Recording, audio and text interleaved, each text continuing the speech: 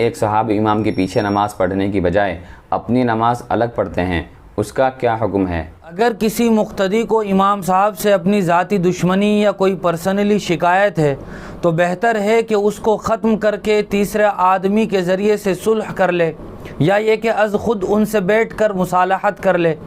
صرف ذاتی دشمنی کی وجہ سے ان کے پیچھے نماز نہ پڑھنا یہ مقتدی کے لیے جائز نہیں ہے، اور جماعت کی نماز کے ثواب سے بھی محروم ہوتا رہے گا۔ اور اگر امام صاحب سے کوئی دینی شکایت ہے کہ اس کے بھی دفعیے کی کوشش کی جائے۔ اس کا یہ مطلب نہیں ہے کہ مقتدی امام صاحب کو چھوڑ کر اپنی انفرادی نماز پڑھنا شروع کر دے،